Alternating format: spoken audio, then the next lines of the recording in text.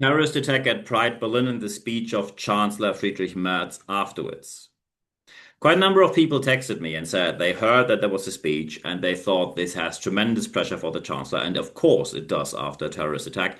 And especially the internationals asked if I could analyze the speech in English because they heard the speech in German. However, there was very little coverage of the content of that speech because they are interested in how to handle public speaking under extreme pressure. So, first things first, as a background, if someone hasn't followed this channel recently, I was there at the Berlin Pride terrorist attack.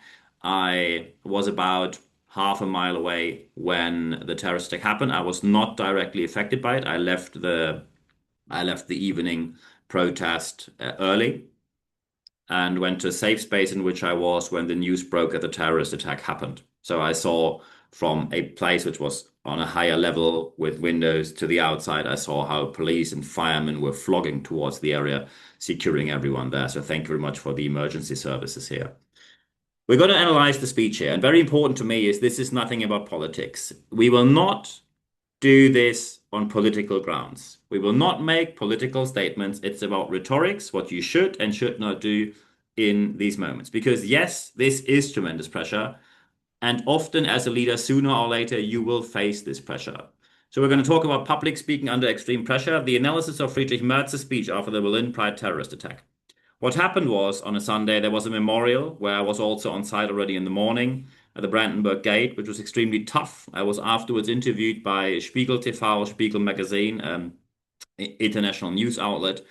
And after that, we had a memorial at the Sophienkirche, which is a church in central Berlin. And then we had a march of grief towards the Brandenburg Gate from the church to the Brandenburg Gate, where we remained for quite some hours. And I'm going to quote the public speech here. Very important, I'm allowed to do that. Fair Use, Fair Dealing Act and quotation rates under German law. So I have the right to quote the sources because there is no recording available of the speech. Obviously, people wanted to enjoy a moment. No, not enjoy. They have a moment in church, in peace, in a safe space. But of course, this is for historical reasons publicly recorded in writing. So the question always is, how do you open such a speech? Because when you walk there, you know that the eyes of the world, of the nation at least, look at you at that moment. The pressure is insane. So you need to perform. You need to deliver a great speech. You cannot get away with, oh, I'm not such a great speaker. Impossible. No chance.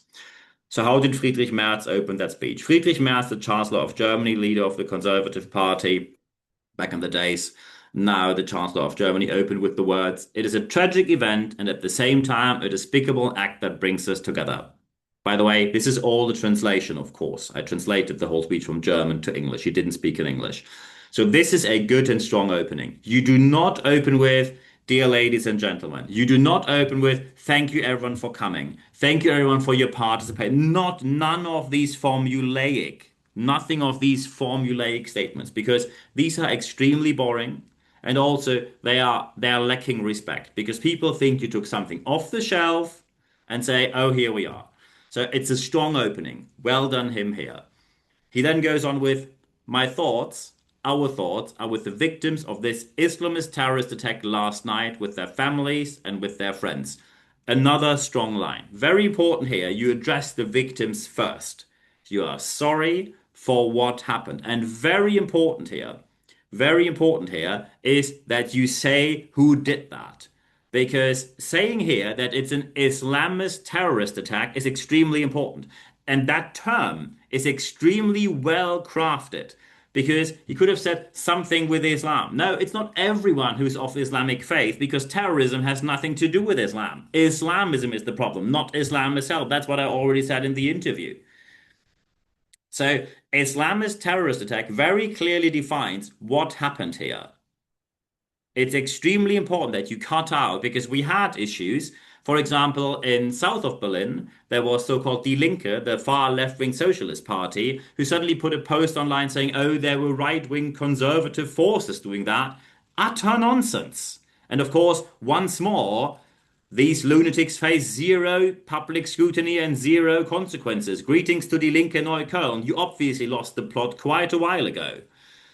This is not some conservative right wing. This is Islamist terror. Full stop. However, it also clearly cuts between Islamist, terrorist extremists and people of Islamic faith, which is something completely different. Something completely different. Friedrich Merz then goes on, and above all, I wish those who have been injured a speedy recovery. That's also important because you want to address that people get back. He then goes on. I would like to thank the emergency services for the exemplary and swift response, which may have well prevented worse from happening last night. Very good. Address the one that helped. The speech is going strong up to this point.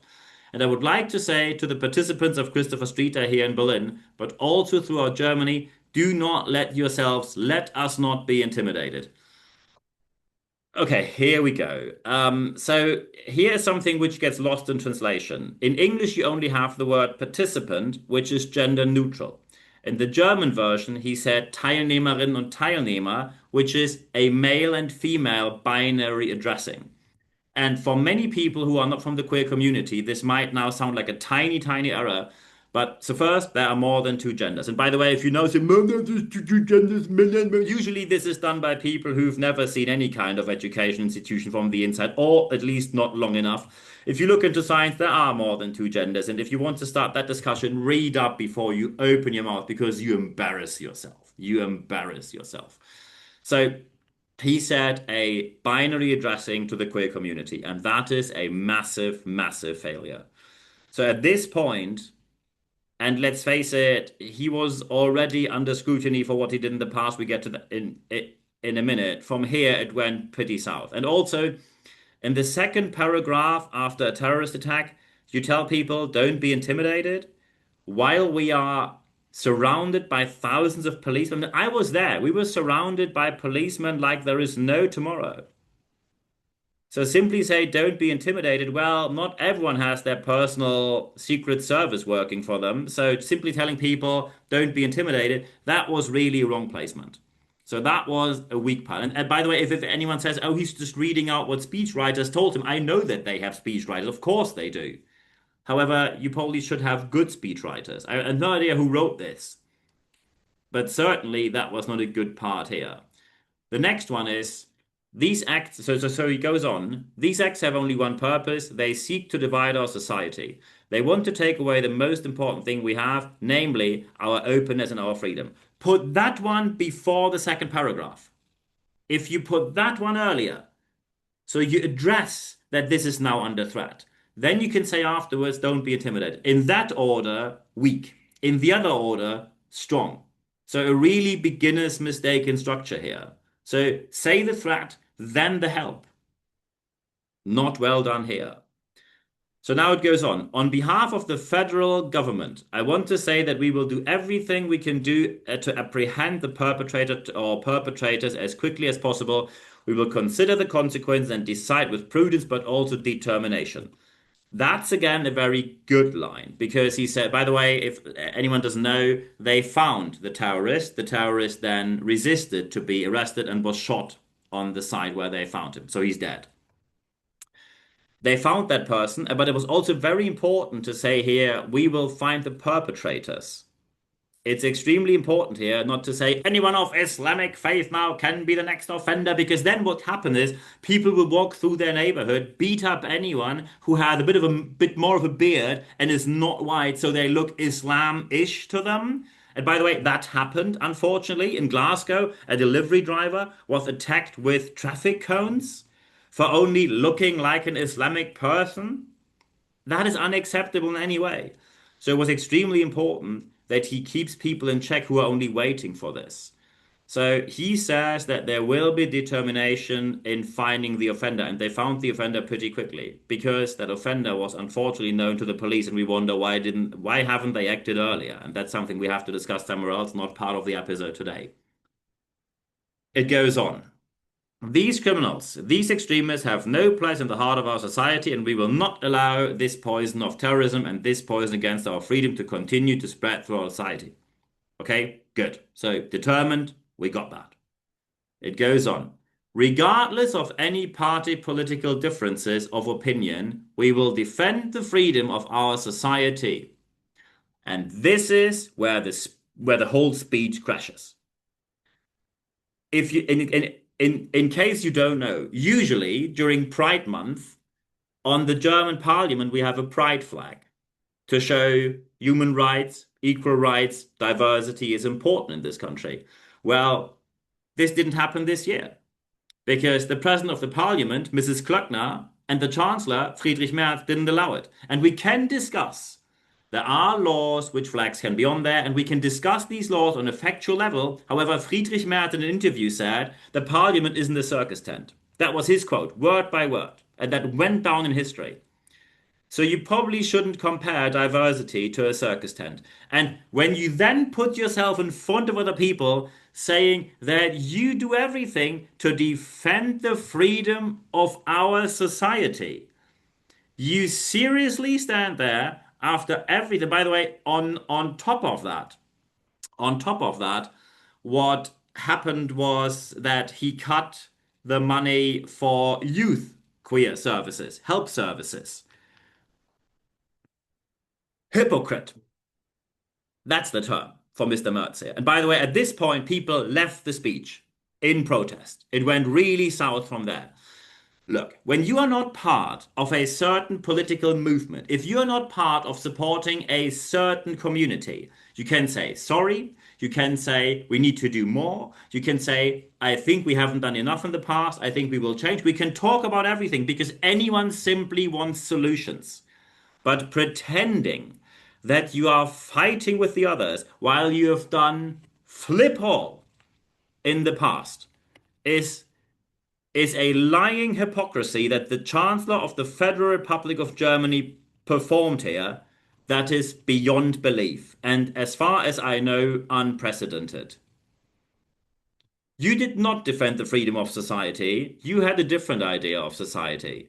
By the way, Chancellor Friedrich Merz also is the one, when he was an MP, he voted against that rape in marriage is a crime. He voted against that 10, 15 years ago. Just that you know, bit of his mindset here. And of course, he apologized afterwards and said, oh, back in the days, no. So that's hypocrisy. And by the way, at that point, you can't save the speech anymore. When you do something like that, you lose any kind of credibility. Everything from here, no one's going to listen. I will go through the rest, but here the speech completely crashes. I have no idea who wrote this. But if you write something like that, know your audience and know who you write it for and know the person actually using it later. It goes on. Everyone can count on that. Yeah, we saw that. No, we can't. There are more of us, he says then. We are stronger and we stand together in our country. Okay, formulaic, but to be expected. He then goes on, that is the most important thing at such a difficult time. That's an okay phrase. Final bit, and let me say once again, we will defend the freedom, the openness, and the liberal spirit of our way of life and our society with everything we can do, and we will do so together. Well, then we need to see some action right now, and we haven't seen as of yet. Of course, the fact that the perpetrator, that the terrorist was known to police, we need to be tougher on people who are on these offenders list and who are potentially terrorists. We need to be tougher on them. But we also need to help people who are now affected by intolerance of society. And you cut every penny out of these organizations. So hopefully you do a U-turn on that one, because otherwise, I can only repeat it, hypocrite. And that's not a political statement. That's a statement of weak rhetorics and a failure in presentation, a failure in public speaking under extreme pressure. And now you wonder, how does he finish the speech? So maybe he says something like, we stand up for democracy. Thank you. That would be a strong one. Or he would something, we all need to be in this together and overcome across party lines. Thank you. That would also be a really strong ending. And the Chancellor ended with the words, thank you very much for your attention.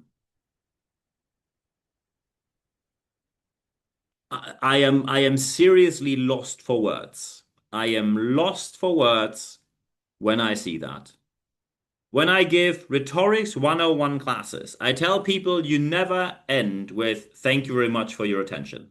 If you listen to my podcast episodes, and by the way, my podcast and videocast is not moving the nation, it's not moving the needle in one or the other direction. And even I never, ever end with thank you very much for your attention.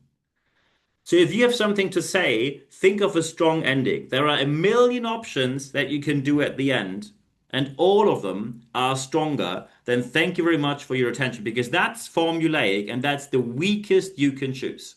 So overall, because I know people often ask for ratings, rating of that speech, strong start, then bit of a dip. Some mistakes could have been prevented. Massive crash after the middle, tiny bit of okay phrases afterwards, massively weak ending. For the means this person has available as the Chancellor and what came out here in the situation he was, 4 out of 10. And that's a generous one, a massively generous one. So I hope you do better. If you ever need help and you are in a situation of pressure, then just reach out and I'm going to help you. Because I can tell you as a leader, these situations will come quicker than you think. I give you an example of just this week. At one of my clients, there's an area where it is forbidden to people to walk through. There's one simple reason: large trucks go through there. Large trucks go there and transport tons, and I mean 2 and 3 digit amounts of tons on their back. You can't walk through there. It's completely forbidden. One employee, because he wants to have a shortcut on his way to the lunch, jumps over 2 fences, doesn't wear any of the necessary personal protection equipment, nothing. And you can't walk through there because trucks don't see you. You are too small in comparison to these trucks. These are not trucks you see on the street. These are trucks you see in mines. Massive trucks, hundreds of tons. So this person then sees a truck approaching which he overlooked. Instead of running to the side, he starts to step backwards, stumbles, falls over, and the truck runs straight over him. Dead immediately. Leader of that department comes back from lunch break 1 p.m. and they said, press is going to be here at 1:15. You have to give a speech. Horrific moment. And of course, zero fault, by the way. Immediately, employees told press zero fault for the company. It is simply someone who offended 15 different rules deliberately. And then you simply can't stop people for saving 10 minutes of walk on the way to their lunch. Or not even 10 minutes, probably 3 to 5 minutes. So very quickly as a leader, you can be in a situation where you have a catastrophic situation and people look at you and say something. And then you better be ready. If you need help, reach out. If you now with this, with the structure I gave you, with how to address, how to open, how to guide better, who to address, in which way, what not to do also, and how to close. If you now put that into action in your organization, everything will be better from there. And I wish you all the best doing that in your organization. And if you now say, who? I think I have about 48 questions here. Feel free to reach out. So first, when you listen to me or you watch me on YouTube, feel free to leave a like there. Of course, feel free to subscribe to my channel. Of course, you can also leave a comment there. You can also see my interview, which I gave after the terrorist attack and all the hate comments below that. I gave a couple of answers. And by the way, greetings to the 4 people. I mean, these people who put hate speech out there, these are clearly not the smartest people, and I think they have not much to do. When you look at the time when they post, they have clearly lots of daily free and spare time. And 4 people after putting hate speech out there, not too clever because, your employer find out after I informed them. So 4 people here, congratulations to now have a bit of more spare time. Maybe rethink your actions next time because when you ever go and you side with a terrorist, I'm not going to be nice to you. So feel free to leave a comment there, preferably a nice or constructive one. You can, of course, also leave a review under my Apple Podcast, Spotify. 5 stars will be very much appreciated. I do all of this free of charge here, the whole podcast episodes, hundreds of episodes. And we, of course, like to see more people listening to this and watching this. We have great reviews so far, great rankings this year again. So thank you very much for helping us here with a 5-star review. And of course, you can also recommend this channel online and offline, anywhere you like, amongst colleagues, friends, absolutely anywhere. Of course, you can also look at our YouTube shorts. I promised you to have daily leadership tips. We kept that promise. More than 400 already online this year. Be sure to, by the way, when you subscribe to my YouTube channel, put the little bell in there so you get a tiny subscription that you actually, by the way, not a free subscription. You get a tiny notification as soon as a new episode is on there, so you don't miss out on anything. You can, of course, also follow me on my podcast, Apple Podcasts, and Spotify. I'm looking forward to seeing you there. If you now say, hey, we need someone who helps us with that, and I mean, really helps us, we need a trainer, speaker, coach, consultant, mentor, project or interim manager. Feel free to contact me anytime. You can go on my website, nb-networks.biz. I'm looking forward to seeing you there. Or simply drop me an email, nb@nb-networks.com. I'm looking forward to seeing you there as well. And of course, we have live sessions. The next one is pretty soon. When you go to expert.nb-networks.com and you put your email address in there, you only receive one email every Wednesday morning. It's 100% content, ad-free guarantee. And you get access to all the videos, all the articles, all the podcasts, videocasts, everything, and only via the leadership letter. Nowhere else you can see the date, the time, and the access link that you can actually see where the next live session happens, and then we can talk there live. If you want to have a private one with your company, just drop me an email and we get a private one in the calendar as well.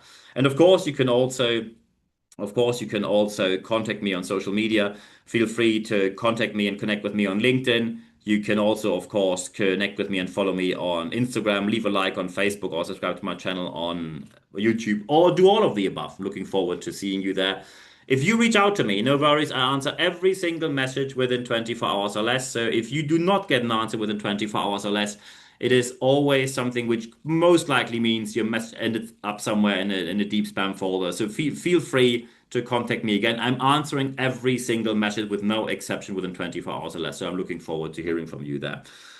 And of course, the most important thing I always say at the end of each episode, apply what you heard in these podcasts and videocasts, because only when you apply what you heard, you will see the positive aspects that you obviously want to see in your organization. I wish you all the best doing so. Feel free to get in touch anytime. Looking forward to hearing from you. And at the end of this podcast, as well as at the end of this videocast, there's only one thing left for me to say.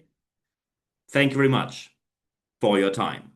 Stay democratic and happy Pride.